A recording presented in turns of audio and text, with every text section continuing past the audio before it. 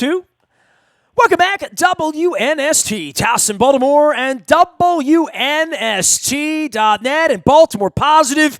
Welcoming Baltimore City Council President Brandon Scott out for Baltimore Positive this week. We'll be at Fadley's eating crab cakes. It is going to be a gastronomic delight this weekend. Crab cakes at Fadley's on Thursday, and then off to Kansas City. Just like Fats Domino sang it, I'm going to be eating barbecue. I probably should go like veggie between now and then. This guy gets that action 12 months a year. When he's not watching bad baseball, he's watching pretty good football lately. Adam Teicher has been covering all things Kansas City Chiefs for a long time for the worldwide leader. You can find him out on Twitter as well as at ESPN. And he'll be at the game this week with Mahomes Mania. Here comes Lamar Jackson.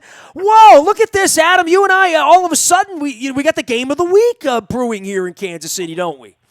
Yeah, absolutely. And, somebody was asking, should the league be promoting this game harder? They don't need to. I mean, you got two 2-0 teams playing well, two good young quarterbacks. I mean, what else do you need? If you don't need to sell this game, if you're not interested in this game, you're probably not a football fan, right? Yeah, I mean, I'd be honest with you, man. I just literally went out and said to my wife between segments, because I'm talking to all the Kansas City people here this week and thinking about the food, and I love your city, you know that, and I'm not there a long time, but I'm there for a good time, and I know the weather's going to be good and the barbecue's going to be good, and then I'm thinking to myself, I just text my buddy in Little Rock, Arkansas, who loves the Ravens, and said, you might want to drive to Kansas City this week and see the game with me, because, I think this is really going to be good, and I know it's a bit of a rematch, but a lot of the names and faces have changed a little bit. And even in the case of Spagnuolo, for Harbaugh, things even get a little bit more familiar with Andy Reid on that side of the ball, if that's possible, right? Yeah, exactly. And, a lot of interesting matchups in this game. And, last year's game, you remember, was a great game between these teams. And I'm expecting something similar this week, too. How about that Jedi pass? Do they have a name for that out there, that no-look thing he did last year? Yeah, I mean, not really. I mean, he missed Kelsey. Kelsey was open in the opener in Jacksonville. He was open in the end zone, and he did the no-look thing, and he didn't get it to him. And so he's been coming under some criticism for that. So, his no-look passes are not as popular maybe in Kansas City as they are elsewhere, just because didn't work one time. But he makes them work most of the time. So. It really is kind of an amazing thing to watch him play. Okay, so you've watched this rebuild, and we certainly have had a rebuild around here. I mean, Flacco, Weddle, Mosley was wearing street clothes with an injury the other night against the Browns. We've lost a nice. Zadarius Smith got a big contract in Green Bay. We've lost a nice little cross-section of our players. I know there's been a bit of a rebuild on the defensive side. I mean, let's be honest. Last year, they might have been the champs had the defense not been so leaky, right? Yeah, and it's probably more than a little rebuild. I mean, this was probably as much as you can realistically do in 1 year. I mean, the Chiefs turned over their entire defensive coaching staff. They installed a new base system. They brought in as many as, 7 or 8 guys who were playing for them now, who weren't playing, if not starters, then playing significant roles, who weren't with them last year. So there's a lot of guys who were, there's a lot of new on that defensive side. And, I think there was maybe some progress yesterday or Sunday in Oakland because, the Chiefs shut out the Raiders over the last 3 quarters. So, maybe things are coming around for them a little bit. How many years you covered football, Adam, especially out in Kansas? Has it been 2 decades? Settle me straight on that. Yeah, 93 was my first season covering the Chiefs. So it's been a little while. I find it fascinating. It's been a little while for me, too. I came off the boat with the team here in 96, and I wrote a blog this week about how much the fans have changed in our section. And, just over 25 years, people die, they move, they give their tickets up, they give their PSLs away. And the fan base here with Lamar, after the knee in London a couple years ago, people stopped coming. The stadium was empty. I couldn't give my tickets away last year. And they've turned over this whole whole fan base and this whole thing that's happened. And I think if you're new to the program or whatever, you know that you're going to reload and that last year's quarterback's not going to be next year's quarterback, but you want to build around something. And when you get a quarterback like Mahomes, and now the Ravens feel like they have that a little bit in Lamar, you went through this last year where you weren't sure Mahomes was an is. You knew Andy Reid liked him, and and here we know Eric DeCosta and John Harbaugh are betting their livelihoods on Lamar Jackson, so why shouldn't you as a fan? But I think when you've been through it so many times, Kansas City, they haven't won anything. Here, we've got like statues and trophies and Hall of Fame. Every year we're putting an Ed Reed in. We'll be putting the Terrell Suggs in before too long.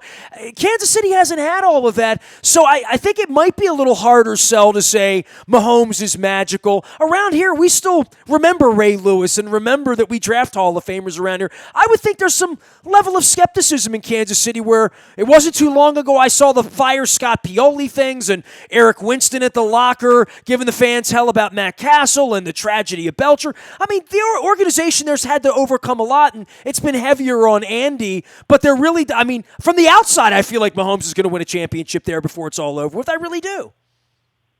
Yeah, I think he'll win probably more than one before he's all done, you know. That's a heady thing for you to say after watching this for 26 years, man, right? No, but you know what? It's a different ball game here now, and it's not just Pat Mahomes. I mean, this was a real, can I say crap? Can I call it a crap show? I mean, whatever. This organization, and it's become evident exactly how badly it was run for a lot of years by what they're doing now. I mean, it is such a professional operation. It is amazing to me how bad it was run for a lot of years. I mean, you know, people ask me, you know, why doesn't Andy Reid, you know, he was playing his starters the traditional amounts during training camp or during preseason, and he doesn't like to practice against other teams. He believes in doing things his way because they work. I'm giving you a long-winded response. No, I love this because Harbaugh did 2 of these mini camps, and the preseason games are, you know, garbage. And more than that, as a fan, even as a reporter, you know, we 59-10 or whatever it was 2 weeks ago. You know, I feel like we haven't seen the team drive the car yet here, and we're 3 weeks into the season because the preseason shows nothing. Kansas City's been different. I mean, they've taken the car out for a spin and beaten the snot out of 2 teams on the road, and you know, now get to come home and play at home. I think it's been a completely different philosophy, but they came from the same apple tree, kind of, sort of, right? Well, yeah, and you know, but the point I was making was that. You know, the Chiefs Reid's programs are so good. Their training camps are so well run, and they get so much good work, and you can see how they're building every day. And when they leave camp, this is a team that, generally speaking, is ready to go when the regular season starts. And you look at, this is Reid's 7th season with the Chiefs now. They're 2-0. In the other 6, they've started one of those seasons 9-0, and 2 of them they started 5-0. And who knows where it's headed this season? Maybe they lose on Sunday. Maybe they run off another few in a row.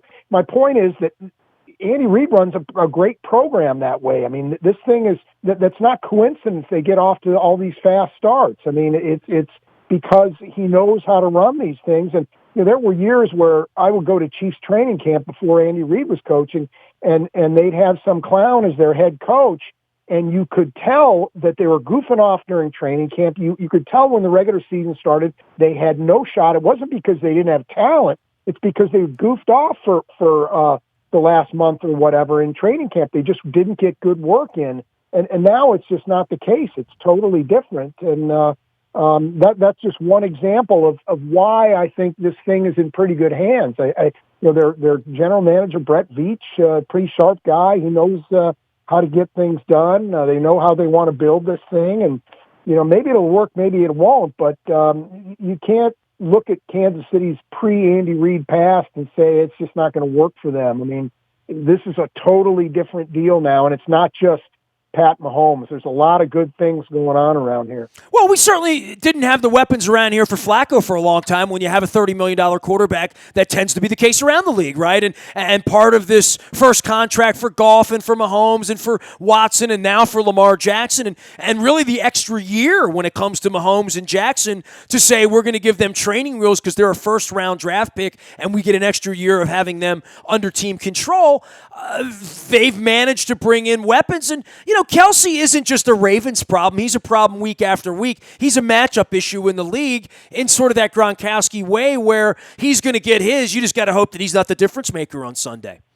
Yeah, I mean, and, the Raiders were clear in their priorities defensively the other day. They weren't going to let the Chiefs run the ball, and they weren't going to let Sammy Watkins beat them like he beat the Jaguars in the opener. Well, that's great, and they did a good job in those things, but Travis Kelce had a big day, and Demarcus Robinson had even a bigger day. I mean, my point is there's just a lot to worry about with the Chiefs offensively.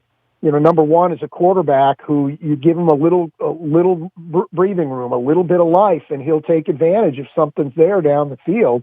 And then they got a bunch of guys who are playing well down the field. So it's a real problem for teams defensively when they're playing against the Chiefs.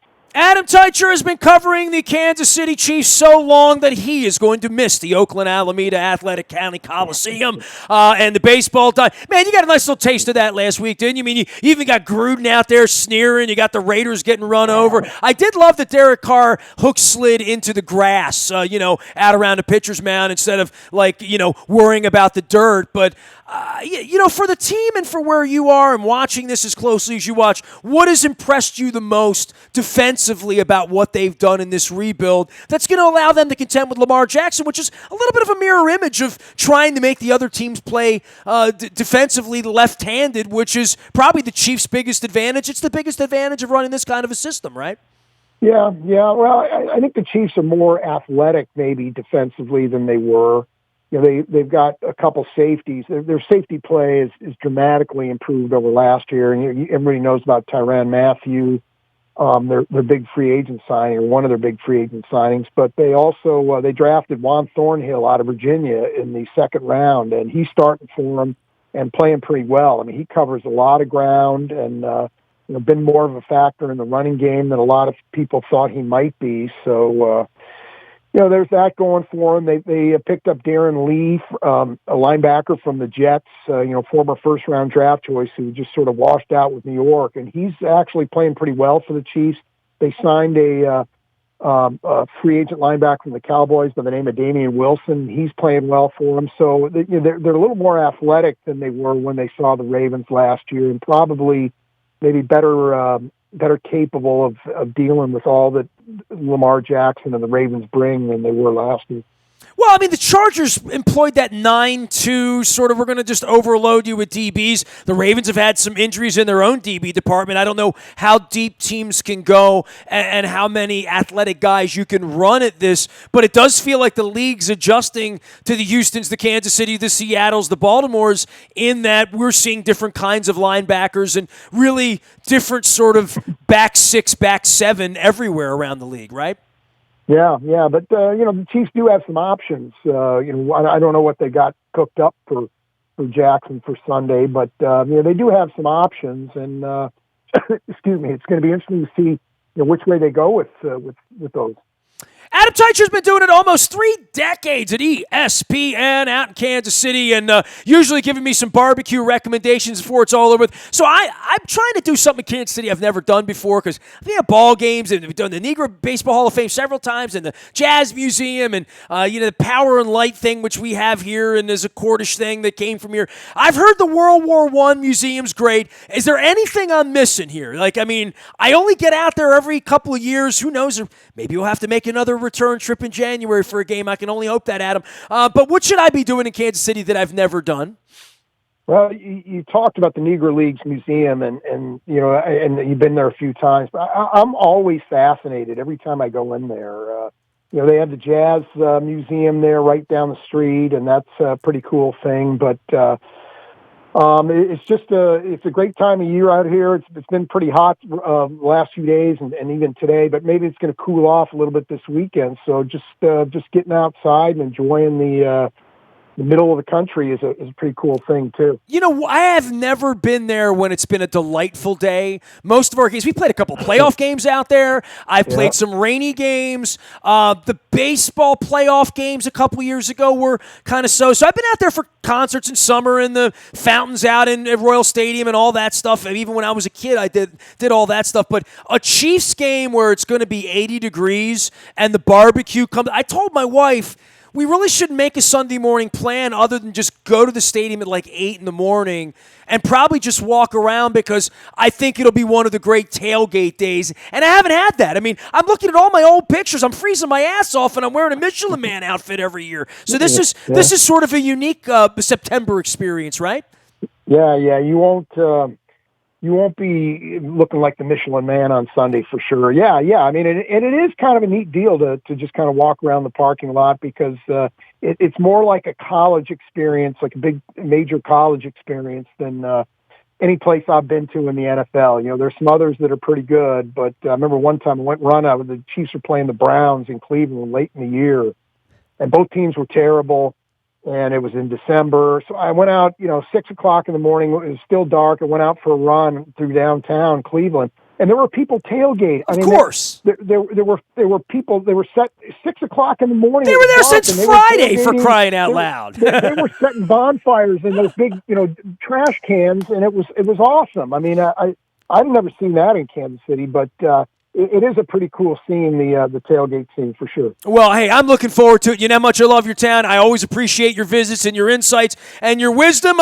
You're a true believer. I mean, I got you on record as saying maybe multiple championships. I mean, that really speaks volumes to what you think of what's going on around there. I'm still feeling it out around here with Lamar Jackson, right? Like, I think as a national writer, you are as well. You weren't one thinking that they were going to win. The Ravens were going to win 13 games this year. And now with Roethlisberger out of the way, Cleveland sort of so-so. It's fascinating 2 weeks in how much we shape our vision of the league when Breeze is out and the Jets have a quarterback that gets a broken. I mean, things change quickly in this league, don't they? Oh yeah, no doubt about it. And that's absolutely they do. And how many times have we thought a certain thing after a few games in September, and then by December the thing looks totally different. So.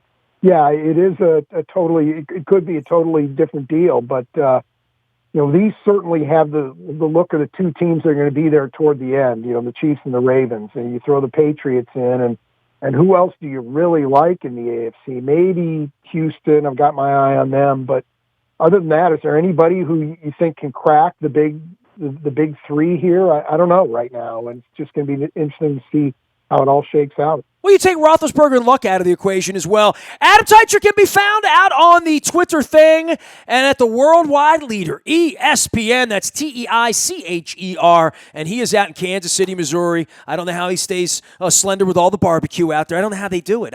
I get in and out. I'm probably going to be doing what I did down in Miami, bringing the Cuban food on the plane.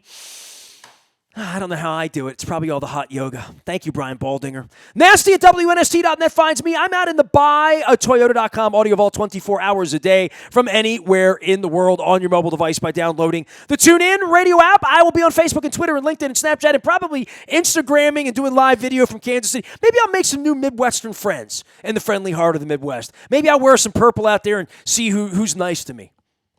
Haven't done that in a while. Sounds like a nice day to do that.